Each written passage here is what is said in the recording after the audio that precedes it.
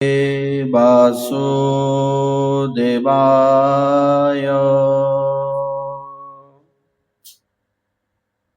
শ্রীমদ্ভাগবতম প্রথম স্কন্দ তৃতীয় অধ্যায়। ভগবানের অবতারগণের বর্ণনা।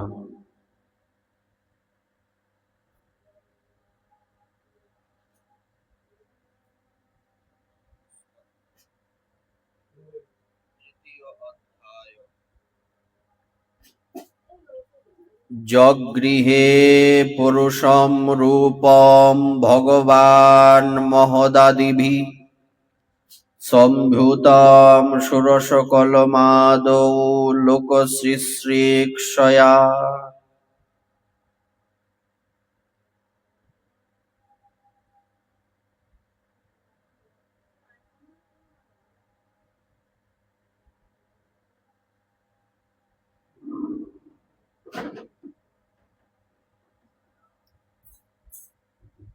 সুত বললেন,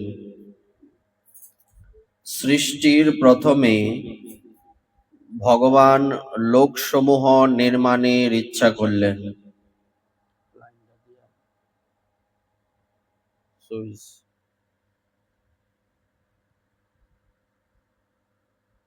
দেওয়া আছে, লাগে না।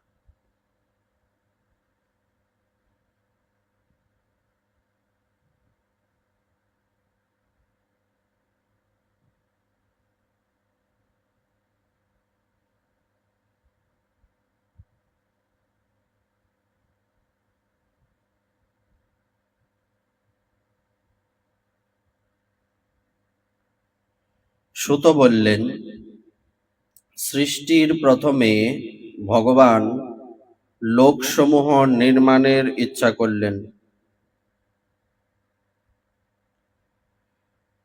ইচ্ছা হওয়া মাত্রই তিনি মহৎ তত্ত্বাদি সম্পন্ন পুরুষ রূপ গ্রহণ করলেন।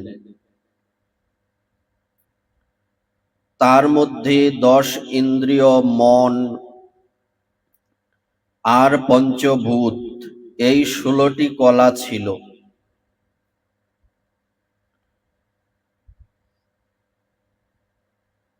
কলিপাবন অবতার শ্রীকৃষ্ণ চৈতন্য মহাপ্রভুর অপার অনুকম্পায় শ্রীমদ্ ভাগবতের প্রথম স্কন্দের তৃতীয় অধ্যায় আমাদের অদ্যকার আলোচ্য বিষয়বস্তু।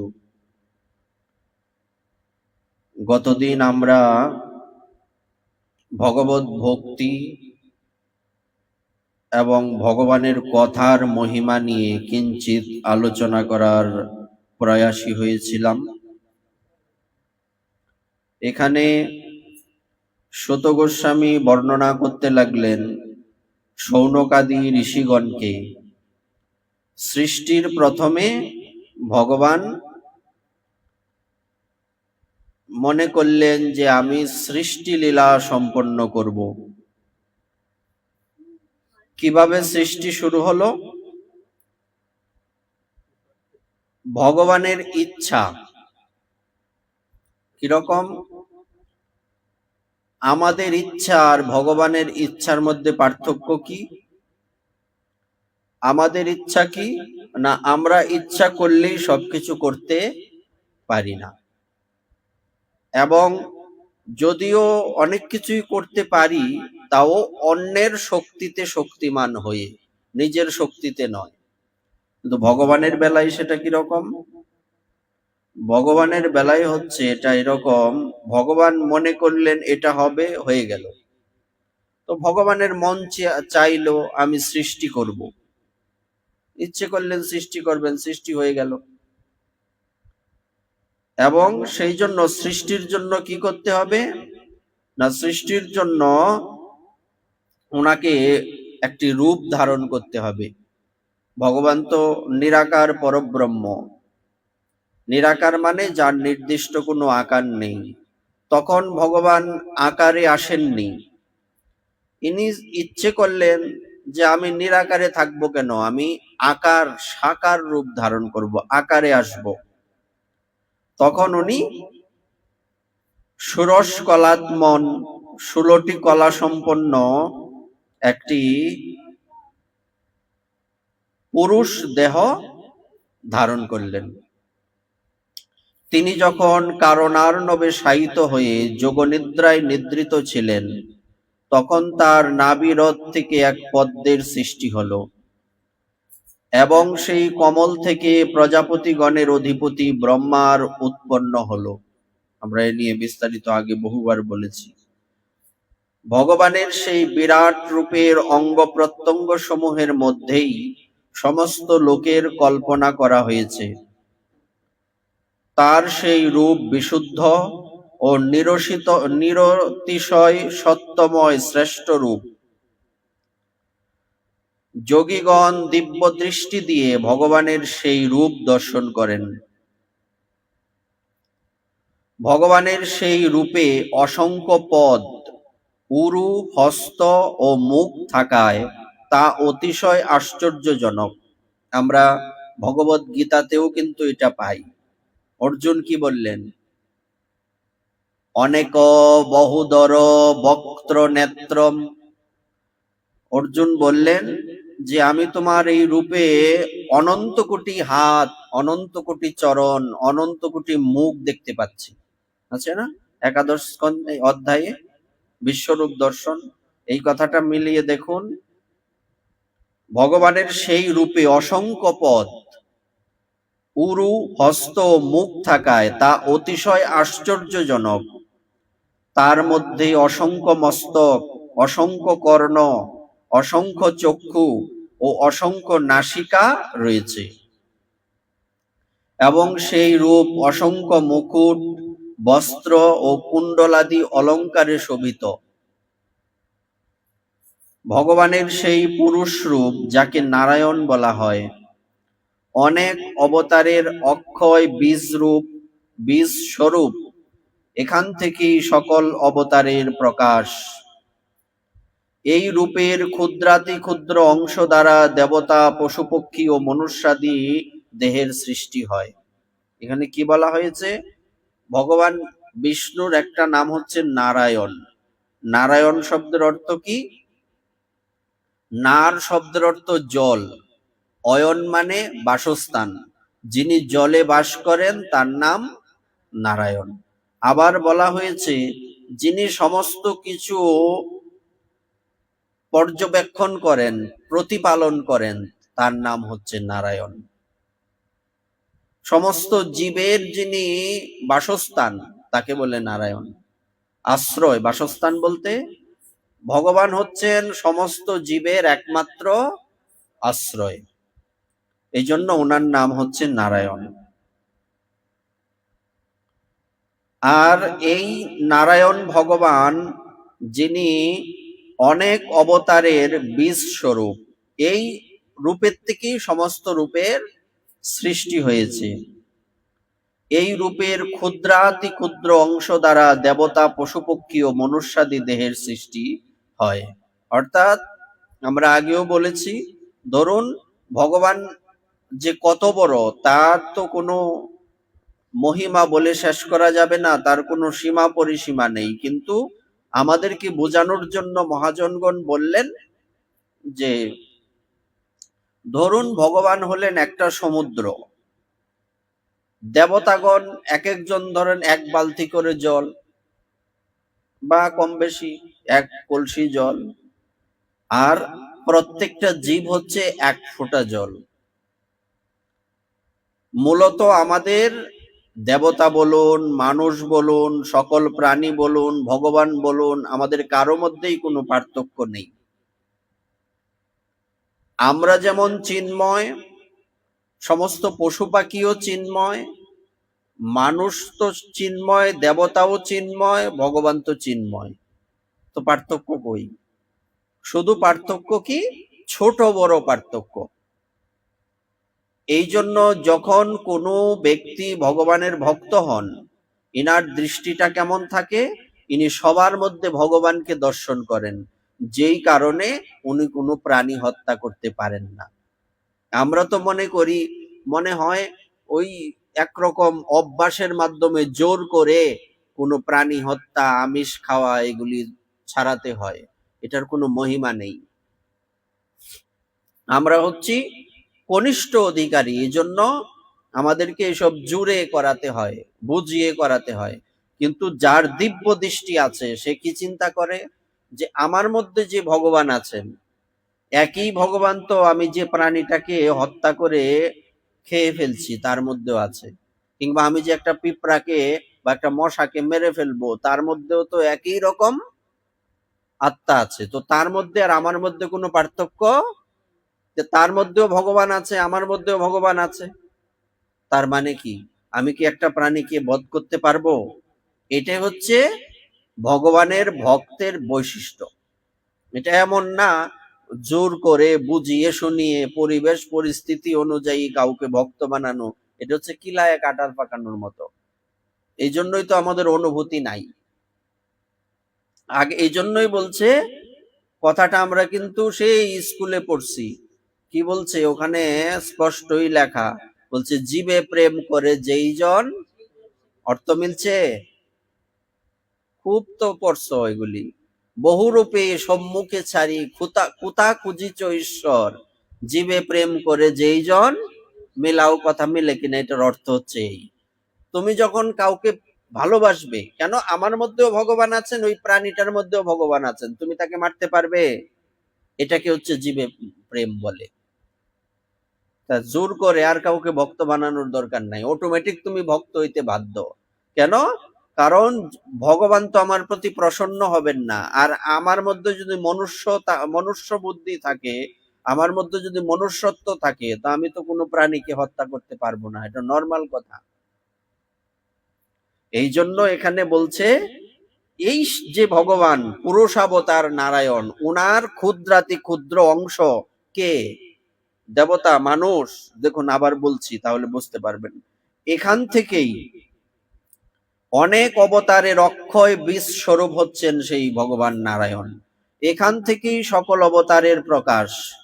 তারপর এই রূপের ক্ষুদ্রাতি ক্ষুদ্র অংশ দ্বারা দেবতা, পশু পক্ষী ও মনুষ্যাদি দেহের সৃষ্টি হয়। তুমি মারতে পারবে এই শ্লোকটা পড়ার পরে কোনো প্রাণীকে? মশাও মারতে পারবা একটা? কেন পারতা না? এই যে বলছে প্রত্যেকটা প্রাণী ভগবানের অংশ। এই যে বলছে এই রূপের ক্ষুদ্রাতি ক্ষুদ্র অংশ দ্বারা দেবতা, পশু পক্ষী ও মনুষ্যাদি দেহের সৃষ্টি। মনুষ্য আদি মানে সবাই, কতজনের নাম লিখবো? লক্ষ লক্ষ জাতের প্রাণী আছে, সবার নাম কি লেখা সম্ভব? এই জন্য এখানে কি বলে আমাদেরকে বোঝানো হয়েছে? মনুষ্যাদি বলছে, দেবতা, পশু পক্ষী, মনুষ্যাদি। সেই প্রভু প্রথমে কৌমার স্বর্গে সনক, সনন্দন, সনাতন ও সনত কুমার এই চারজন ব্রাহ্মণের রূপে অবতার গ্রহণ করেন। তাহলে আমরা কি বুঝতে পারছি? ভগবান সর্বপ্রথম ব্রহ্মা রূপে এলেন, তারপরে সিরিয়াল হচ্ছে সনক, সনন্দন, সনাতন, সনত কুমার, ব্রহ্মার চারজন পুত্র, যে সবার বয়স 5 বৎসর, এবং অত্যন্ত কঠিন অখণ্ড ব্রহ্মচর্য পালন করেন। কেমন অখণ্ড ব্রহ্মচর্য? যখন ব্রহ্মা ওনাদের সৃষ্টি করলেন, তখন ওনারা তো পৃথিবীর কিছুই জানেন না, তখন ব্রহ্মাজি বললেন যাও তোমরা তপস্যা করো, তপস্যা করলে তোমাদের শক্তি সঞ্চয় হবে, তোমাদের ভেতরে ভগবানের শক্তিটা সঞ্চার হবে। তখন ওনারা তপস্যা করলেন, বলছে এবার তপস্যা করে শক্তি উপার্জন করেছো, যাও এবার সংসারে প্রবেশ করো। তখন সেই সনকাদি কুমারগণ বলছে যারা ভগবানের ভক্ত তারা অত্যন্ত চতুর, চতুর ছাড়া ভগবানের ভক্ত হওয়া যায় না। তো ব্রহ্মাজি বললেন তোমাদের তপস্যায় আমি অত্যন্ত প্রসন্ন হয়েছি, তোমরা কি বর চাও? তখন সেই সনকাদি কুমারগণ বললেন আপনি আমাদেরকে এই আশীর্বাদ করুন যাতে আমরা সব সময় এই 5 বৎসরের বালক থাকি। বলছে তথাস্তু। বলছে এবার যাও সংসারে প্রবেশ করো। বলছে 5 বৎসরের বালক কি সংসার করতে পারে? হ্যাঁ, করতে পারে? পারে না। এই জন্য বলছে কখনো কখনো সন্তানের বুদ্ধি বাবার থেকে বেশি হয়ে যায়। বলছে এই কথাটা কে বলছিলেন? যখন ইন্দ্রদেবের সাথে অর্জুনের যুদ্ধ হয়েছিল না, দেখেননি মহাভারতে? এই যে জঙ্গল কেটে যখন খান্ডব প্রস্তুত করা হয়, খান্ডব বন দহন করে, ওই সব সাপ টাপ ছিল ওখানে, খেয়াল নাই? যখন এই হস্তিনাম মানে কি বলছে, এই রাজ্যকে দুই ভাগে ভাগ করা হলো, হ্যাঁ, তো ওই সময় এই বাবা ছেলের মধ্যে যুদ্ধের পরিস্থিতি হয়েছিল, অর্জুন এবং দেবরাজ ইন্দ্রের। তখন প্রসঙ্গক্রমে এই যুদ্ধের মধ্যে ইন্দ্রদেব বলছেন যে তুমি তোমার পিতার উপরে কি করে যাও? তোমার পিতা সংকল্প করেছেন যে এই যে এখানে সর্প বাস করে,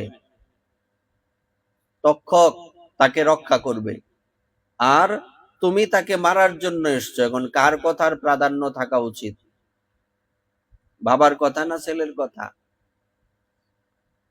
তখন প্রসঙ্গক্রমে একটা সময় অর্জুন বলেছিলেন যে যে সন্তান পিতার কাঁধে চড়ে সে পিতার থেকে আরো দূরে দেখতে পায়। কথাটা বোঝা গেল? যে সন্তান পিতার কাঁধে চড়ে সে তো বাবার থেকে দূরে দেখতে পায়। সনকাদি কুমারগণের এরকম হয়নি? আচ্ছা, দ্বিতীয়বার এই বিশ্বের মঙ্গলের জন্য সমস্ত যজ্ঞের আচ্ছা, তখন কি হলো? তখন এই ব্রহ্মাজি ক্রুদ্ধ হয়ে গেলেন। ক্রুদ্ধ হওয়ার সাথে সাথে ওনার ভ্রুযুগল থেকে একটা শিশুর জন্ম হলো। শিশুটা জন্মেই রুদন করতে লাগলো, ওই জন্য তার নাম রাখা হয়েছে রুদ্র, ওই মহাদেব। সনকাদি কুমারগণ যদি এই কথা না বলতেন তাহলে রুদ্রদেবের সৃষ্টি, তার মানে আমাদের পিতার সাথে তর্ক করা বা পিতার কথার বিরুদ্ধে যাওয়া আর ওনাদের বিরুদ্ধে যাওয়া, বিষয়টা বোঝা গেল কিনা? আমাদের বিরুদ্ধাচারণে সমাজের অমঙ্গল, নিজের অমঙ্গল, চতুর্দিক সবার অমঙ্গল, কিন্তু ওনাদের বেলায় সেটা কি হয়েছে? পরম মঙ্গল। মহাদেবের নামই মঙ্গল। শিব শব্দের অর্থ কি? মঙ্গল। কালকে জল ঢালা আছে না? শিব শব্দের অর্থ হচ্ছে মঙ্গল। হ্যাঁ, সত্যম শিবম সুন্দরম। শিব শব্দের অর্থ কি যদি কেউ বলে? মঙ্গল। তো এইবার মঙ্গলের সৃষ্টি কোথা থেকে হয়েছে? ভজন করার ইচ্ছে থেকে এবং পিতার অবাধ্য হওয়ার থেকে। চিন্তা করেন, নরমালি কখনো মাতা পিতার অবাধ্য হওয়া উচিত নয়, কিন্তু ভজনের জন্য অবশ্যই অবাধ্য হওয়া উচিত। প্রমাণ আমরা পেলাম কিনা? এখন সনকাদি কুমারগণ বলতে পারতেন আমার পিতা সৃষ্টিকর্তা ব্রহ্মা, তাই না? তা আমাদের কি উচিত না ওনার কথা মেনে চলা? ওনারা যদি এই কাজ করতেন আমরা ভাগবতী পাইতাম না। ওনারা সনকাদি কুমারগণ যদি সাধু না হয়ে গৃহস্থ হতেন তাইলে আমরা ভাগবতী পাইতাম না। আর কোনো কথা বলার দরকার আছে? আমরা ভাগবত তো ওনাদের পরম্পরায় পাইলাম, কিভাবে ওনারা সাধু হইছে তাই। আমাদের গুরুদেবগণ যারা সাধু, ওনারা সাধু না হইলে আমরা আজকে এখানে বসে পাঠ করতে পারতাম না, আমরা ভক্ত হইতে পারতাম না। এখন এই জন্যই বলছে সংসারের কর্মটা হচ্ছে ক্ষুদ্র স্বার্থ আর ভগবানের ভজনটা হচ্ছে বৃহৎ স্বার্থ। চিন্তা করেন, যদি সনকাদি কুমারগণ ব্রহ্মাজির বিরুদ্ধে না যেতেন তাহলে মহাদেবেরই সৃষ্টি হতো না। তো জল ঢালতে পারত? তো কার মাথায় জল ঢাললো হইলে? এই জন্য আগে বুঝতে হবে, একটা শ্লোক আছে এই ভাগবতেই যে যখন এই সংসারে কেউ ভক্তি জীবনে তোমাকে এগিয়ে দিতে না পারবে, তারা কোনো আত্মীয় স্বজন না, তারা গুরু না, তারা মা বাবা না, তারা কেউ না, এরা তোমার শত্রু না, স্বামী না, গুরুও না, মা বাপ না, গুরুও না। বলছে যে গুরু তার শিষ্যকে কৃষ্ণমুখী করতে পারে না সেই গুরু গুরু না। যে মাতা পিতা সন্তানকে কৃষ্ণ ভক্ত তৈরি করতে পারে না তাদের অধিকার নাই নিজেদের মা বাবা বলার। পড়েন পঞ্চম স্কন্ধে আছে। কার কথায় এই বাণীটা হচ্ছে ভগবান ঋষভ দেবের আছে না পঞ্চম স্কন্ধে, দেখবেন ভগবান উবাচ, গীতাতে যেমন পড়ো ভগবান উবাচ শ্রীকৃষ্ণ উবাচ, এই কথাটা ভগবান উবাচ, মানুষে বলে নাই, কোনো সাধু বলে নাই, ভগবান নিজ মুখে বলেছেন। এই জন্য সবসময় আমাদের এটা মাথায় রাখতে হবে, ভগবানের কাজে কোনো কি নাই, একটা কি বলে একটা শব্দ আছে আমাদের, বলা হয় যে এখানে কোনো স্যাক্রিফাইস নাই, এখানে কোনো সমঝোতা নাই। বলছি ভজন ভজনেই, এখানে স্বয়ং ভগবানও যদি বাধা সৃষ্টি করে ভগবানও পরিত্যাজ্য। মা বাবা গুরুদেবের তো বেলুই নাই, বেল আছে, ভগবানই তো পরিত্যাজ্য। এই জন্য সাবধান। তো এই জন্য কখনো কখনো বিরোধিতা মঙ্গলের কারণ, আর নরমালি বিরোধিতা করা কখনোই উচিত নয়। সংসারে যত দামি জিনিসই থাকুক, যত কষ্টই হোক, কখনো মা বাবার বিরুদ্ধে সন্তানের যাওয়া উচিত নয়, গুরুদেবের বিরুদ্ধে কখনো শিষ্যের যাওয়া উচিত নয়। কিন্তু বৃহৎ স্বার্থের জন্য এই যে অনেক ব্যক্তিগণ সাধুগণ যারা আগে ছিলেন অপসম্প্রদায়ে দীক্ষিত, তারা কি সেই গুরুদেবকে ত্যাগ করে সৎ গুরুদেবের শিষ্যত্ব গ্রহণ করেনি? মিলান তো মিলে কিনা? সেই গুরু গুরু নয়, মিলছে? অত দূর যাওয়ার দরকার কি? বংশীদাস বাবাজি মহারাজ আগে কালাচান মতের ছিলেন, উনি নবদ্বীপ গিয়ে উনি সংস্কার হইছে, তারপরে বৈষ্ণব চূড়ামণি হয়েছে। আগে হইল না? আগে তো মাছ মারতো বেটা, হ্যাঁ হইল না কেন? বলছে এই হচ্ছে সৎ গুরুদেবের কৃপা। উনারা নিত্য সিদ্ধ ভগবানের পার্ষদ সাধু, কিন্তু জগৎকে কি দেখালেন? সৎ গুরুদেবের চরণ আশ্রয় করা পর্যন্ত, না করা পর্যন্ত কখনোই পরম মঙ্গল সাধিত হবে না, হবে না, হবে না। এই জন্যই এই জিনিসটা আমাদের মাথায় রাখতে হবে। তারপর দ্বিতীয়বার, এটা হচ্ছে প্রথমবার এই 4 কুমারগণ, দ্বিতীয়বার সেই বিশ্বের মঙ্গলের জন্য সমস্ত যজ্ঞের অধীশ্বর সেই ভগবানই রসাতল গতা পৃথিবীকে উদ্ধারের জন্য বরাহ রূপ গ্রহণ করেন। দ্বিতীয় রূপ কি? প্রথম রূপ হচ্ছে ভগবানের সনকাদি কুমারগণ 4জন, আর দ্বিতীয় রূপ হচ্ছে বরাহ অবতার।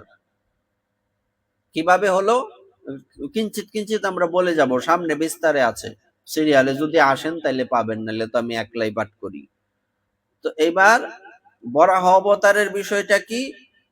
যখন চতুর্দিকে জল, ব্রহ্মাজি চিন্তা করলেন আমি যে সৃষ্টি আরম্ভ করলাম এদের থাকতে দিব কোথায়? জলের উপরে থাকতে পারবে? সম্ভব না। তখন পৃথিবী দেবী ছিলেন জলের তলায়। তো সেখান থেকে পৃথিবী দেবীকে আনয়ন করার জন্য ব্রহ্মাজি যখন চিন্তা করতে লাগলেন কি করি, তখন ওনার নাক দিয়ে হঠাৎ করে একটা হাঁচি আসলো। তখন নাক থেকে ছোট্ট একটা বরাহ মানে শূকর জন্মগ্রহণ করেছেন। পৃথিবীতে এই জলের মধ্যে পড়ে উনি বিশাল আকৃতি ধারণ করলেন। জলের তলা থেকে পৃথিবী দেবীকে দেখবেন দাঁতের উপরে একটা রূপ দেখছেন না? দাঁতের উপরে পৃথিবী দেবী গুল, আমরা স্কুলে সেই 3 এর বইয়ে আছে, ছবিটা আছে, শুকরের দাঁত, দুদিকে বড় বড় 2টা দাঁত দেওয়া, এইরকম পৃথিবী দেবীকে ধরে আছেন। ইনি আর কেউ না, ইনি ভগবান বিষ্ণু বরাহ অবতার। তখন তো আর জানতাম না, এটা আরো পরে, এটা হচ্ছে হিরণ্যাক্ষ। 2বার বরাহ অবতার, বিভিন্ন কল্পে বিভিন্ন রূপে উনি আবির্ভূত হয়েছেন। তো দ্বিতীয় হচ্ছেন কে? এই যে আবার এখানে লেখাই আছে এরকম, সেই ভগবানই রসাতল গতা মানে পাতালে চলে গেলেন তো পৃথিবী, রসাতল গতা পৃথিবীকে উদ্ধারের জন্য বরাহ রূপ গ্রহণ করেন। ঋষি স্বর্গে তিনি দেবর্ষি নারদ রূপে তৃতীয় অবতার ধারণ করেন। তৃতীয় অবতারকে দেবর্ষি নারদ, এবং সাতত তন্ত্র, যাকে নারদ পাঞ্চরাত্র বলা হয়, প্রচার করেছিলেন। সেই তন্ত্রে কর্মের দ্বারা কি করে কর্মবন্ধনের থেকে মুক্তি পাওয়া যায় তার বর্ণনা রয়েছে। তারপর ধর্মের পত্নী মূর্তির গর্ভে তিনি নরনারায়ণ রূপে চতুর্থ অবতার গ্রহণ করেন। চতুর্থ অবতার হচ্ছেন নরনারায়ণ। আমরা আগে বলছি কিন্তু, যিনি পৃথিবীতে এসে প্রথম তপস্যা কিভাবে করতে হয় নিজে তপস্যা করে শিখিয়েছিলেন, নরনারায়ণ ঋষি। উনি যেখানে তপস্যা করতেন ওই জায়গাটা কোথায়? বদ্রীনাথ, বদরিকা আশ্রম। ওখানে সব বড়ই গাছ। লক্ষ্মী দেবী বদ্রী গাছ মানে বড়ই গাছের রূপ ধারণ করেছিলেন, যাতে ভগবানের উপরে ছায়া দেওয়া যায় কিংবা ঝড় বৃষ্টিতে ওনার কষ্ট না হয়। এই নরনারায়ণ রূপ কত নম্বর রূপ? চতুর্থ অবতার। এই অবতারে ঋষি রূপে মন ও ইন্দ্রিয়ের সর্বতা সংযম করে খুবই কঠিন তপস্যা করেছিলেন। পঞ্চম অবতারে তিনি সিদ্ধগণ শ্রেষ্ঠ কপিল রূপে আবির্ভূত হন। তৃতীয় স্কন্ধে ভগবান কপিল দেবের কথা আছে। কপিল দেবের মাতা দেবহূতি, মনু মহারাজের কন্যা দেবহূতি, দেবহূতির পুত্র রূপে উনি কপিল রূপে জন্মগ্রহণ করেছেন, এবং কালবশত লুপ্ত প্রায় তত্ত্বসমূহের নিশ্চায়ক সাংখ্য শাস্ত্র আসরি নামক ব্রাহ্মণকে উপদেশ করেছিলেন। সাংখ্য, ভগবদ গীতার 2য় অধ্যায় সাংখ্যযোগ, অর্থাৎ দেহ মন, ভক্তি। তো সাংখ্যযোগের মধ্যে ভগবদ গীতার সার কোন অধ্যায়? 2য় অধ্যায়। যদি বলা হয় পুরো ভগবদ গীতাটা কোন অধ্যায় আছে? 2য় অধ্যায় সাংখ্যযোগ। এটার নামই সাংখ্য। এটা আরো বিস্তারে আছে, এখানে মানে সংক্ষিপ্ত দেওয়া। তারপর অত্রি পত্নী অনুসূয়ার প্রার্থনায় ষষ্ঠ অবতারে তিনি অত্রি মুনির পুত্র দত্তাত্রেয় নামে জন্মগ্রহণ করেছিলেন। ওখানেই কিন্তু ওই যে ত্রিনাথের জন্ম, 3 দেবতা, এই ব্রহ্মা বিষ্ণু মহেশ্বর, ওই যে আমরা বলছিলাম না শিশু হয়ে গেছিলেন, এই এই এই অত্রি মুনির পত্নী কি দেবী অনুসূয়া, যিনি হচ্ছেন সমস্ত সতীগণের হেডমিস্ট্রেস। যত সতী আছে পৃথিবীর সব সতীর আর প্রধানাকে দেবী অনুসূয়া। রং না কিন্তু, এগুলো মনে রাখলে ভালো। ওনাদের নাম সকাল সন্ধ্যা মনে আসলেও মন পবিত্র হয়। দত্তাত্রেয়, এই দত্তাত্রেয় ভগবানেরই এই 24 জন গুরুদেব। ওই যে একাদশ স্কন্ধে যে 24 গুরু, ভ্রমর, তারপর কি, না না 24 অবতার না, 24 গুরু একাদশ স্কন্ধে যে, এই দত্তাত্রেয় অবধূত দত্তাত্রেয় নামে জন্মগ্রহণ করেছিলেন। এই অবতারে তিনি অলর্ক, প্রহ্লাদ প্রমুখকে ব্রহ্মজ্ঞান উপদেশ করেছিলেন। সপ্তমবার রুচি নামক প্রজাপতির পত্নী আকুতির গর্ভে যজ্ঞ নাম নিয়ে তিনি অবতরণ করেছিলেন, যজ্ঞ ভগবান। সেই অবতারে তিনি নিজ পুত্র জাম প্রমুখ দেবগণের সাথে স্বয়ম্ভুব মন্বন্তর প্রতিপালন করেছিলেন। রাজা নাভির পত্নী মেরুদেবীর গর্ভে ঋষভদেব রূপে ভগবান অষ্টম অবতার রূপে জন্মগ্রহণ করেছিলেন। উনার কথা হচ্ছে ওই আগের কথাটা, যে সেই গুরু গুরু না, সেই মা মা না, এটা ওই উনার কততম অবতার? উনি অষ্টম অবতার। এই অবতারে তিনি পণ্ডিতগণকে সমস্ত আশ্রমের শ্রেষ্ঠ পরমহংস সেবিত পথ প্রদর্শন করেছিলেন, অর্থাৎ ত্যাগের মার্গ প্রদর্শন করেছিলেন। ঋষিদের প্রার্থনায় নবমবার তিনি রাজা পৃথুরূপে এসেছিলেন। রাজর্ষি অঙ্গের পুত্র বেন দুষ্ট হয়ে গেছে, তখন মুনি ঋষিরা উনাকে অভিশাপ দিয়ে কি মেরে ফেললেন। তখন উনার দেহটাকে মন্থন করে, উনার বাহুকে মন্থন করে সেখান থেকে পৃথু মহারাজের জন্ম, আর উনার স্ত্রী অর্চি দেবী, এরকম বিস্তারিত আছে। মানে এই অধ্যায়টার মধ্যে ভগবত আরে শ্রীমদ ভাগবতের প্রথম স্কন্ধের 3য় অধ্যায়ে পুরো ভাগবতে যে অবতার গণের কথা সবার কথা এখানে সংক্ষিপ্ত রূপে বর্ণনা করা আছে, সূত্র রূপে। তারপর আচ্ছা, পৃথু রূপে এসেছিলেন। হে শৌনকাদি ঋষিগণ, এই অবতারে তিনি পৃথিবী থেকে সমস্ত ঔষধি প্রবৃত্তি বস্তু দহন করেছিলেন। যখন পৃথিবীতে দুষ্ট রাজা আসে তখন পৃথিবী দেবী সমস্ত ঔষধি সমস্ত ফসল এগুলি লুকিয়ে ফেলে, তখন এই ঠিক মতো ফসল হয় না, বেশি বেশি বৃষ্টি হয়, তখন মানে আকাল পরে কিংবা বৃষ্টি আসে না, এরকম হয়, দুর্ভিক্ষ হয়। তো এরকম তখন পৃথিবী দেবী যখন সব লুকিয়ে ফেলেছেন তখন সমস্ত এই প্রজাগণ ওনার কাছে গিয়ে বললেন আমাদের রক্ষা করুন, আমাদের খাবারের কোনো দ্রব্যই নাই।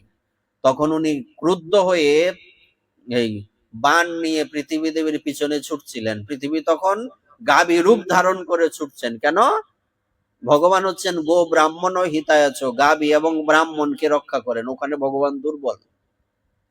যদি বলা হয় ভগবানের দুর্বলতা কোথায়, বলছে 2 জায়গায়, ব্রাহ্মণ আর গাভীর কাছে ভগবান দুর্বল, এখানে মাথা নত। এই জন্যই উনি ব্রাহ্মণের পূজা করেননি।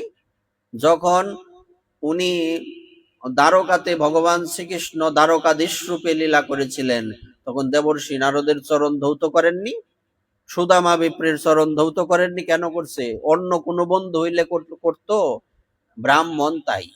এই জন্য উনি গাভীর রূপ ধারণ করলেন, কারণ গাভীর রূপ ধারণ করলে আমাকে উনি বধ করবেন না। আর এই একই সেম ঘটনা যখন এই ইন্দ্রদেব বর্ষণের দ্বারা সারা বৃন্দাবনকে ডুবিয়ে দেবেন, চিন্তা করলেন 7 দিন পর্যন্ত বৃষ্টি বজ্রপাত, হ্যাঁ, কিন্তু কিছুই করতে পারলেন না। ভগবান শ্রীকৃষ্ণ সবাইকে নিয়ে গিরিরাজের তলায় আশ্রয় নিলেন, উনি সবাইকে রক্ষা করলেন। তখন গুরুদেব বৃহস্পতি বলছিলেন তুমি যদি সরাসরি ওনার কাছে যাও, বলা যায় না উনি তোমাকে দৃষ্টি মাত্রই ভস্ম করতে পারেন, তুমি তার ভক্তদের কষ্ট দিয়েছো, তো এখন কি করা যায়? তুমি একটা কাজ করো, ভগবান দুর্বল যেই জায়গায় দুর্বলতায় হাত দেও। বলছে কোথায় দুর্বল? বলছে ভগবান হচ্ছে গোমাতার কাছে দুর্বল। তুমি তো ব্রাহ্মণের কাছে অপশন তো 2টা, হয় ব্রাহ্মণ নয়তো গাভী। তো ব্রাহ্মণদের তুমি কষ্ট দিছ, তো এখানে যাওয়ার সুযোগ নাই, একজন আছে গোমাতা। হ্যাঁ, তখন সেই দেবরাজ ইন্দ্র বলেছিলেন যে কি করব তাহলে? বলছে গাভীদের মা হচ্ছে সুরভি দেবী। সমস্ত গাভীদের, যেমন আমাদের মানব জাতির আদি পিতাকে স্বয়ম্ভুব, শুধু মনু না, মনু তো 14 জন, কোন মনু? স্বয়ম্ভুব মনু। তেমনি গাভীদের আদি মাতা হচ্ছে সুরভি দেবী, এটা মনে রাখতে হবে, দেবী সুরভি। হ্যাঁ, তুমি সুরভি মাতার কাছে যাও, উনি তোমাকে যেভাবে বলবেন সেরকম ভাবে কার্য করো। তখন সুরভি মাতার কাছে যাওয়ার পর উনি বলছিলেন যে আমি আগে যাব, আমাকে দেখলে ওনার রাগ শেষ, তারপরে তুমি আমার পিছে পিছে যাইবা। এই জন্য বলছে ভগবান এই 2 জায়গায় দুর্বল। এখন প্রশ্ন হচ্ছে স্বয়ং ব্রহ্মা উনি তো তেমন কোনো বৃন্দাবনের ক্ষতি করেননি, উনাকে ভগবান অভিশাপ দিলেন, কিন্তু দেবরাজ ইন্দ্রকে ক্ষমা কেন করে দিলেন?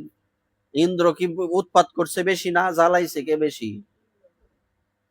এটার একটা ঘটনা আছে, এটার একটা ইতিহাস আছে।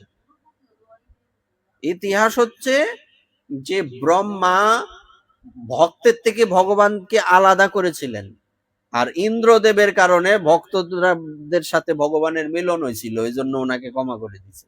কিন্তু ওনাকে অভিশাপ দিয়ে এই কলিযুগে ওনাকে হরিদাস রূপে জন্মাতে হয়েছে যবনের ঘরে। ইতিহাসটা বোঝা গেল? কারণ ব্রহ্মাদেবের কারণে ভক্ত ভগবানের থেকে আলাদা হয়ে গিয়েছিলেন, আর ইন্দ্রদেবের কারণে সবাই একসাথে গিরিরাজের তলায় মিলিত হয়েছিলেন, এই জন্য উনি ক্ষমা পেয়েছেন আর উনি অভিশাপ পেয়েছেন। আচ্ছা, এর ফলে পৃথু অবতার অতীব কমনীয় হয়েছিল। তারপর চাক্ষুষ মন্বন্তরের শেষে যখন সমগ্র ত্রিভুবন সমুদ্র প্লাবিত হয়েছিল, তখন তিনি মৎস্যরূপে দশম অবতার গ্রহণ করেছিলেন, মৎস্য অবতার। এবং পৃথ্বীরূপী পৃথিবীরূপ নৌকাতে আরোহণ করিয়ে পরবর্তী মন্বন্তরের অধিপতি বৈবস্বত মনুকে রক্ষা করেছিলেন সত্যব্রত। ওই যে একটা ছোট্ট মাছ, ওই আমরা ঘটনা জানি না, উনি জল পান করতে গেলেন, হাতের মধ্যে ছোট্ট একটা মৎস্য, হ্যাঁ, উনি তখন ফেলে দিতে গেলেন, বলছে আমাকে ফেলবেন না, আমাকে বড় মাছগুলি খেয়ে ফেলবে। হ্যাঁ, তারপর পরবর্তীতে উনি ওনার বাড়িতে নিয়ে গেলেন, একটা পাত্রে রাখলেন, রাত্রে রাত্রে বড় হয়ে গেল। তারপর আরো বড় পাত্রে রাখলেন, হয় না, ওনার পুকুরে রাখলেন, তাও হয় না, সমুদ্রে নিয়ে ফেললেন, তাও বিশাল রূপ ধারণ করলেন। উনি তখন বুঝতে পারলেন এ কোনো সামান্য মৎস্য নয়। তখন উনি বললেন যে প্রভু, আমি আপনাকে চিনতে পেরেছি, আপনি বলুন আপনি কে। আমিও মনে মনে বুঝতে পারছি আপনি ঈশ্বর ছাড়া আর কেউ নন, এবার বলুন আপনি এই রূপে আমার কাছে কেন এলেন, আমি আপনার কি সেবা করতে পারি। তখন সত্যব্রতের এই কথায় মৎস্য ভগবান বললেন যে আজ থেকে 7 দিন পর পৃথিবীতে প্রলয় আসবে, তো সেই অবস্থায় সবকিছু নষ্ট হয়ে যাবে, তাই তুমি সমস্ত সাধুদের আর সমস্ত বৃক্ষ লতা পাতা ঔষধি এইগুলি একটা একটা করে, যাতে পরবর্তীতে আবার সৃষ্টি করা যায়, তুমি এই নৌকার মধ্যে উঠো। আর এই নৌকার যে দড়ি দড়ি বাঁধতে হয় না, নোঙর ফেলতে হয় না, ওই দড়িটা আমার সিংহের সঙ্গে, এই মাছের আবার একটা সিংহের মতো আছে মৎস্য অবতারের, এটার সাথে বেঁধে দাও। তারপর যেই কথা সেই কাজ। তারপর পৃথিবী যখন ধ্বংস হয়ে গেল, আবার পৃথিবীতে ওখান থেকে নেমে আবার নতুন করে সৃষ্টি হলো, সব বীজ টিজ ঔষধি সব উনি নৌকার মধ্যে তুলছিলেন। আর উনি পরবর্তী মন্বন্তরে আবার মনু হয়েছিলেন, এক এক মন্বন্তরে এক একজন মনু, এই জন্য চতুর্দশ মন্বন্তরে 14 জন মনু। তো উনি চাক্ষুষ মনু না, উনি বৈবস্বত মনু। এখন এখন কোন অবতার, কোন মনুর রাজত্ব চলছে? এখন স্বয়ম্ভব মনু হচ্ছে প্রথম মনু, আগেই তো বলছি। এখন এটা তো আমাদের জানার দরকার, তাও তো কথা। এখন বর্তমানে কোন রাজার আন্ডারে চলি আমরা তাই জানি না। আমরা বর্তমানে বৈবস্বত মনুর আন্ডারে আছি। মন্ত্র কৌদি জলের মধ্যে তর্পণ করতে গিয়া বৈবস্বত মন্বন্তরে অষ্টাবিংশতি, শুনছো না, বলো না, কি কইতেছো, সাপ না ব্যাং, না জানলে কেমনে হবে। আমরা বর্তমানে বৈবস্বত মনুর, এই সত্যব্রত যিনি সারা পৃথিবীর সমস্ত কিছুকে নিয়ে নৌকায় উঠেছিলেন, ওই মনুর রাজ্যে আমরা আছি এখন, বৈবস্বত মনু। দেবতা এবং দানবেরা যখন সমুদ্র মন্থন করেছিলেন, সেই সময় কূর্মরূপ ধারণ করে তিনি একাদশ অবতার রূপে জন্মগ্রহণ করে মন্দার পর্বতকে নিজের পিঠে ধারণ করেছিলেন, আছে না ওই যে সমুদ্র মন্থন, কোন রূপ? কূর্ম অবতার। কততম অবতার কূর্ম? একাদশ অবতার। 12 বার ধন্বন্তরী মূর্তি ধারণ করে অমৃত ভাণ্ড হাতে নিয়ে সমুদ্র থেকে উঠে এসেছিলেন, এবং ত্রয়োদশ অবতারে মোহিনী রূপ ধারণ করে দানবদের মোহিত করে দেবতাদের অমৃত পান করিয়েছিলেন। তাহলে দ্বাদশ অবতারকে ভগবান ধন্বন্তরী। আর এই ধন্বন্তরী কিন্তু ওই যে পদ্ম পুরাণের ধন্বন্তরী না, এটা হচ্ছে ব্যক্তি ধন্বন্তরী। আমরা ফারার মধ্যে বিষ্ণু আছে না, এটা কি ভগবান বিষ্ণু নাকি? বিষ্ণু আছেন আমরা ফারাত, এটা কি ভগবান? তো এইরকম আর কি। তবে এই ধন্বন্তরী উজা, পদ্ম পুরাণের যে তোমরা পদ্ম পুরাণ মনসাপুতি, এখানের যে ধন্বন্তরী উনি হচ্ছে উজা ধন্বন্তরী। আর এই যে ধন্বন্তরী অমৃতের ভাণ্ড নিয়ে এসছে, উনি ভগবান ধন্বন্তরী। হ্যাঁ, আর এটা উনি হচ্ছেন কততম অবতার? দ্বাদশ অবতার। আর ত্রয়োদশ অবতারকে মোহিনী, মোহিনীর কথা জানি না আমরা, দেবতাদের অমৃত দিলেন আর তাদেরকে ওই চিনির জল দিল। হ্যাঁ, মোহিনী ভগবান ত্রয়োদশ। মোহিত করে দানবদের মোহিত করে দেবতাদের অমৃত পান করিয়েছিলেন। চতুর্দশ অবতার চতুর্দশ অবতারে তিনি নৃসিংহ রূপ পরিগ্রহ করে নিজের নখ দিয়ে প্রবল পরাক্রম দৈত্যরাজ হিরণ্যকশিপুর বুক বিদীর্ণ করেছিলেন। যেমন ভাবে কটকার যারা মাদুর বনে এরকম তৃণবিশেষ নখ দিয়ে বিদীর্ণ করে, নখ দিয়া মাদুর বানানোর সময় বিদীর্ণ করে না, তো নৃসিংহদেব তো এরকম ভাবেই হিরণ্যকশিপুত্র নভৃঙ্গম কেশব ধৃত নরহরি রূপ জয় জগদীশ হরে। পঞ্চদশ অবতারে বামন রূপ ধারণ করে তিনি দৈত্যরাজ বলির যজ্ঞস্থলে গমন করেন। এই এক একটা লাইন বলার সাথে সাথে চোখে ভাসে না সব, হ্যাঁ ভাসে না এরকম যে এইটা তো আমি টিভিতে সিরিয়ালেও দেখছি, এরকম আসে না? যদি না আসে বুঝবা পাঠ শূন্য আর মজা পাইলা না। এক একটা লাইন বলার সাথে সাথে যখন ওইটা চোখে ভেসে উঠবে, এইটা তো আমি দেখছি টিভিতে বা আমি পড়ছি বা এইটার বিস্তারিত পড়ছি, তখনই বুঝবা যে এই আনন্দ হবে, এর আগে আনন্দ সম্ভব না। তাহলে কততম অবতার? পঞ্চদশ অবতারকে বামন অবতার, ওই যে বলি মহারাজকে ছলনা করে প্রথমে ছোট ছোট 3টা পা নিয়ে আসছে, পরে বিশাল রূপ ধারণ করছে, হ্যাঁ 2টা পা নিয়ে আসছে, পরে নাভির থেকে আরেকটা পা আসছে। বলির কাছ থেকে স্বর্গরাজ্য উদ্ধারের জন্য চাইলেন কেবলমাত্র 3 পাদ পরিমিত ভূমি। ষোড়শ অবতারে পরশুরাম রূপে ক্ষত্রিয় নৃপতিদের ব্রহ্মবিদ্বেষী ও ব্রাহ্মণ হন্তা রূপে দেখে ক্রুদ্ধ হয়ে তিনি 21 বার পৃথিবীকে নিষ্ক্ষত্রিয় করে দিয়েছিলেন। পরবর্তী কততম অবতার? ষোড়শ অবতারকে পরশুরাম। পরশুরাম ভগবানের বিশেষত্ব কি? উনি ব্রাহ্মণদের রক্ষা করেছিলেন এবং পৃথিবী থেকে সমস্ত আততায়ী ক্ষত্রিয়দের বিনাশ করেছিলেন।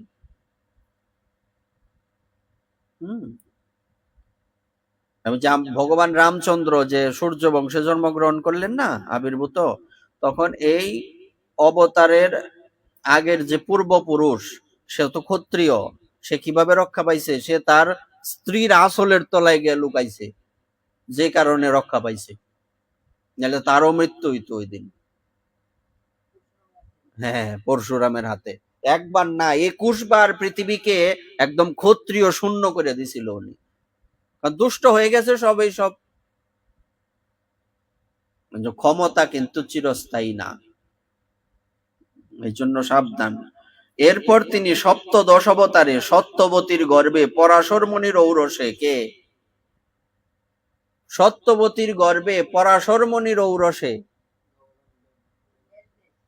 কই তারুণা করে ব্যাস রূপে অবতীর্ণ হন। সেই সময় মনুষ্যগণকে অল্প বুদ্ধি দেখে বেদরূপ বৃক্ষের শাখা বিভাজন করেছিলেন, তাই না? বেদকে 4 ভাগে ভাগ করলেন। অষ্টাদশ অবতারে দেবকার্য সম্পাদনের জন্য নরপতি রূপে রাম অবতার গ্রহণ করেন। কততম? 18তম। এবং সেতু বন্ধন, রাবণ বধ প্রভৃতি নানাবিধ বিরচিত লীলা করেছিলেন। 19 এবং 20 অবতারে যদু বংশে তিনি বলরাম এবং শ্রীকৃষ্ণ নাম নিয়ে প্রকট হয়ে পৃথিবীর ভার হরণ করেছিলেন। 19 হচ্ছে বলরাম, 20 হচ্ছে কৃষ্ণ। তারপর কলিযুগ এসে গেলে মগধ দেশে দেবদেশী দানবদের মোহিত করার জন্য অজনের পুত্র রূপে বুদ্ধ অবতার হবেন। এই কথাটা যখন লেখা হয়েছিল তখন বুদ্ধ অবতার হননি, এটা এই জন্য ভবিষ্যৎকাল। বুদ্ধ অবতার হবেন। এই বুদ্ধ কিন্তু এই যে বুদ্ধ ধর্ম যে গৌতম বুদ্ধ, এই বুদ্ধ না, এই বুদ্ধ কিন্তু আলাদা বুদ্ধ আসছে। এই যে এখানে লেখা আছে অজনের পুত্র রূপে জন্মগ্রহণ করবেন, অথচ এই যে বুদ্ধ গৌতম বুদ্ধ ইনি তো অজনের পুত্র না, এজন্য এটা মাথায় রাখতে হবে। এর অনেক পরে যখন কলিযুগের অবসান হয়ে আসবে এবং রাজারা সব দস্যু ভাবাপন্ন হয়ে যাবে, তখন জগৎপালক, ওই যে ইয়ের মতো, এই আমেরিকার প্রেসিডেন্টের নাম কি? হ্যাঁ, ডোনাল্ড ট্রাম্প। সব দেশের রাজা যখন ডোনাল্ড ট্রাম্পের মতো হয়ে যাবে, তখন কোন রূপে আসবেন? উনি কল্কি রূপে আসবেন। জগৎপালক ভগবান বিষ্ণু যশ নামক ব্রাহ্মণের ঘরে কল্কি রূপে অবতীর্ণ হবেন। এখানে 22টি অবতারের বর্ণনা করা হয়েছে, কিন্তু এটি লোক প্রসিদ্ধি যে অবতার হলেন 24। এই 24 অবতারের একটা তত্ত্ব আছে, আসবে। এই যে আরো 2টা বাকি আছে, মাত্র 22 হইল। এনে কল্কি অবতার 22তম অবতার, আরো 2জন আছেন। এখন এই 24-এর একটা তত্ত্ব আছে। কি তত্ত্ব? আমরা আমাদের এই দেহটা, আমাদের হাতে কয় হাত? হ্যাঁ, 2 হাত। 3.5 হাত, এটা সবাই জানার কথা। আমাদের হাতে, আমার হাতে যদি আমি মাপি, আমার শরীরটা যত বড়ই হয় 3.5 হাত। ছেলেবেলায় অত বড় থেকে এত বড় হইলে 3.5 হাত। এই 3.5 হাত, এবং যদি গণনা করো এরকম, এই 1 হাত হচ্ছে 24 আঙ্গুল। 24 আঙ্গুল দিয়া গণ। হাত, 1 হাত হচ্ছে তোমার আঙ্গুল দিয়া 4 আঙ্গুল করে গণ, 24 আঙ্গুল। এবং এই 24 গুণ 3.5 কত হয়?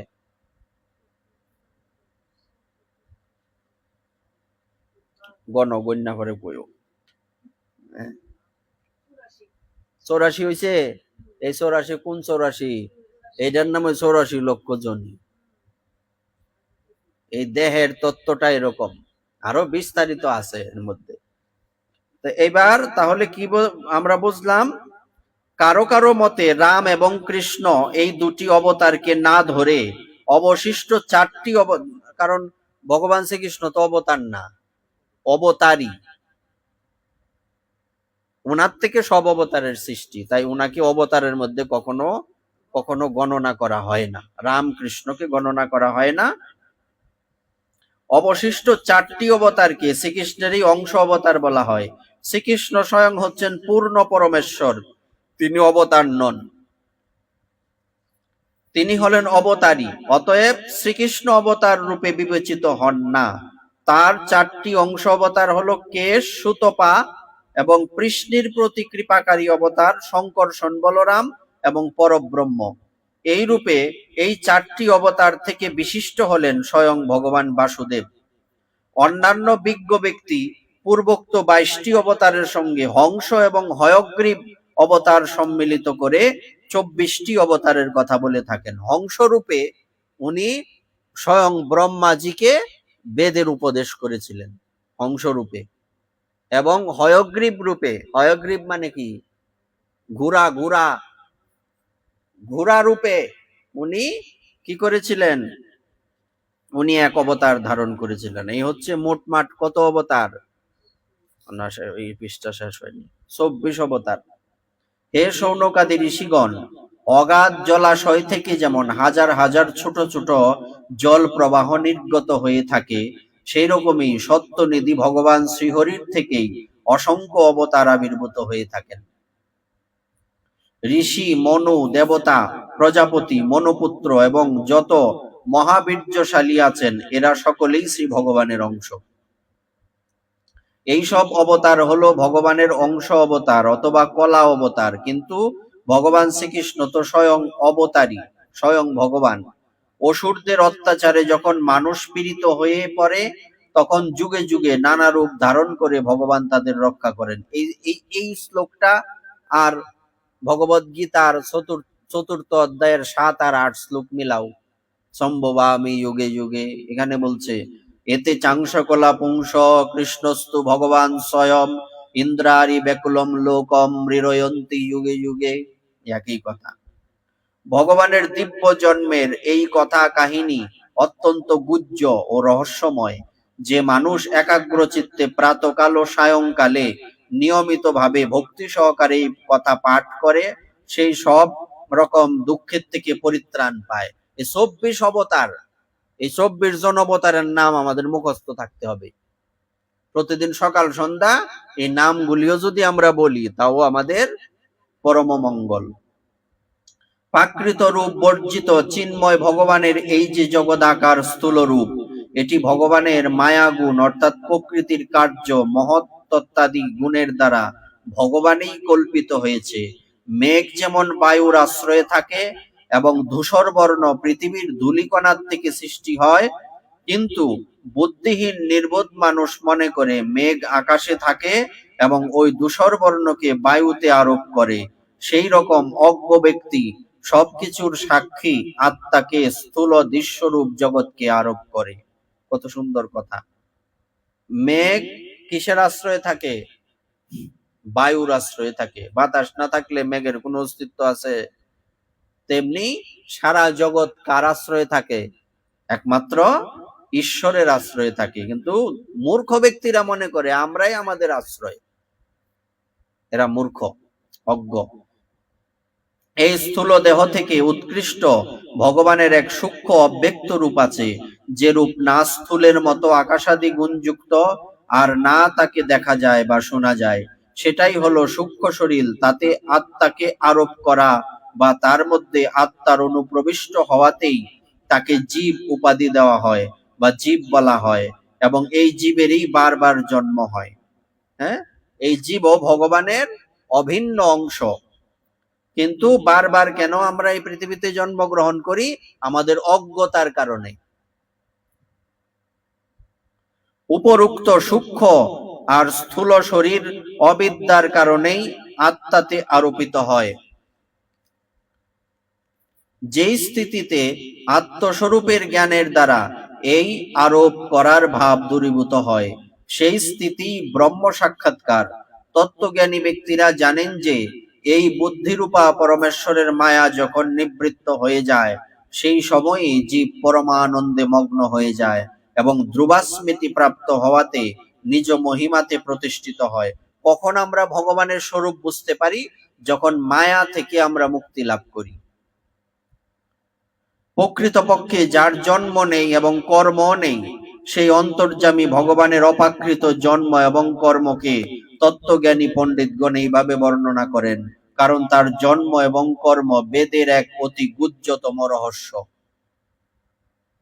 ভগবানের লীলা অমোঘ। তিনি লীলার দ্বারাই এই জগতের সৃষ্টি, পালন ও বিনাশ করে থাকেন, কিন্তু এর মধ্যে আসক্ত হন না। যেমন আমাদের আর ভগবানের মধ্যে পার্থক্য কি? যদিও সব ভগবানের থেকে সৃষ্ট, কিন্তু জাগতিক ভাবে আমাদের এই জড় দৃষ্টিতে দেখতে গেলে কি বোঝা যায়? যে আমাদের শরীর থেকে আমাদের সন্তানদের জন্ম, তারপরে সন্তানদের প্রতি আমরা কি হই? আসক্ত হয়ে যাই। কিন্তু ভগবান সারা পৃথিবী সৃষ্টি করেও তার কোনো কিছুর মধ্যে আসক্তি নেই। এটা হচ্ছে ভগবান আর জীবের মধ্যে পার্থক্য। জীবের হৃদয়ে গুপ্ত থেকে জ্ঞানেন্দ্রিয় এবং মনের নিয়ন্তা রূপে সমস্ত বিষয়ের রস উপভোগ করেন, কিন্তু তার থেকে দূরে থাকেন। তিনি পরম স্বতন্ত্র। এইসব বিষয়রূপ রস, গন্ধ ইত্যাদি তাকে কখনো লিপ্ত করতে পারে না। ভগবান গীতাতে ওই কথা বলেননি যে আমি সবকিছুর মধ্যে থাকা সত্ত্বেও কোনো কিছুর মধ্যেই নেই?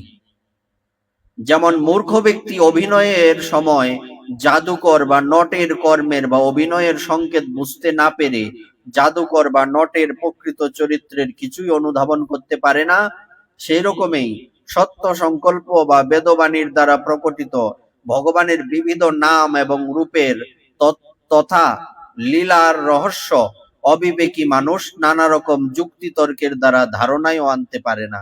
অর্থাৎ ধরো কোনো ছোট্ট বালক, সে কোনো অভিনয় দেখতে গেল, তো অভিনয় দেখতে গেলে তার কাছে কি মনে হবে? এটা সত্য না অভিনয়?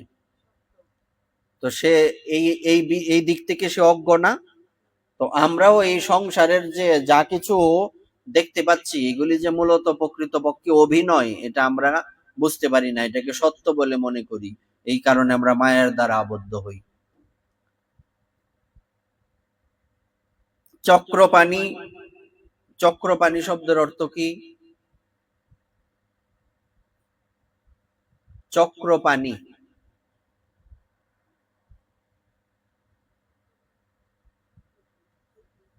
হ্যাঁ, মানে যে জলের মধ্যে যে চক্র থাকে তার নাম চক্রপাণি নাকি? চক্রপাণি মানে যার হাতে চক্র থাকে।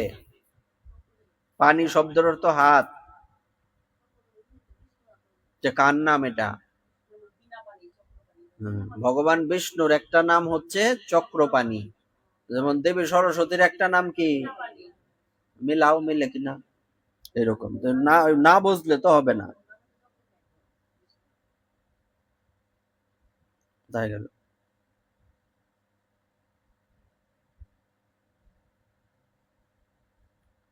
চক্রপাণি ভগবানের শক্তি ও পরাক্রম অসীম, তার শেষ অনুধাবন করা কারো পক্ষেই সম্ভব নয়। সমস্ত বিশ্ব ব্রহ্মাণ্ডের রচয়িতা হয়েও তিনি এর বাইরে। তার স্বরূপ বা তার লীলা একমাত্র সেই জানতে পারে যে নিত্য নিরন্তর নিষ্কপট ভাবে একাগ্র চিত্তে তার পাদপদ্মের সেবা চিন্তন করে। কারা বুঝতে পারে ভগবানকে? একমাত্র ভগবানকে বুঝতে পারে তার ভক্ত।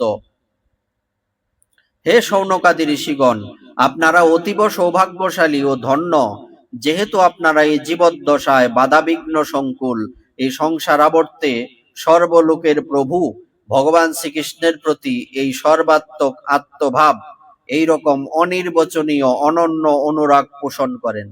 কারা ভাগ্যবান? যারা ভগবানকে নিজের থেকে বেশি ভালোবাসেন।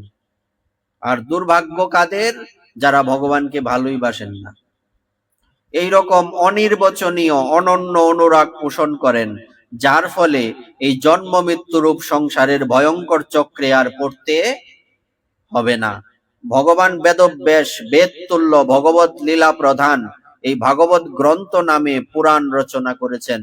তিনি এই প্রশংসার্হ কল্যাণপ্রদ বিস্তৃত পুরাণ পরম লোককল্যাণের জন্য নিজের আত্মজ্ঞানী শিরোমণি পুত্রকে অধ্যয়ন করিয়েছিলেন বা বলেছিলেন।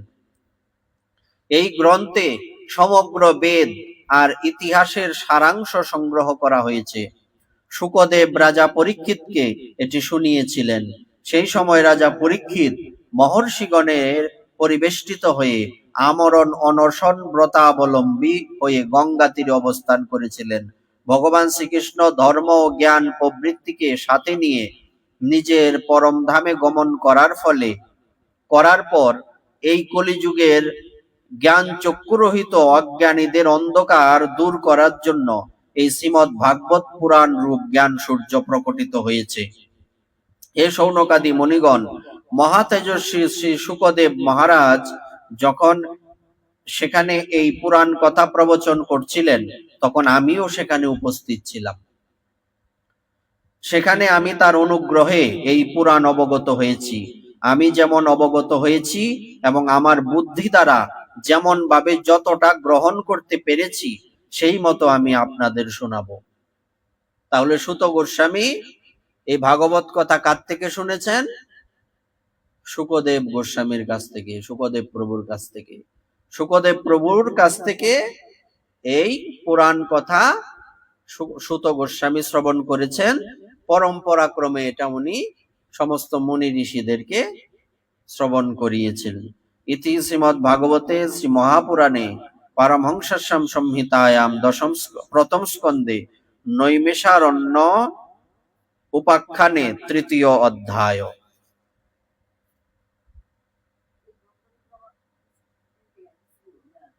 ভাগবত তো আমাদের আজকের কথার এখানেই বিশ্রাম। শ্রী গুরু নিতাই গৌর সীতানাথ প্রেমানন্দে হরি হরি বল।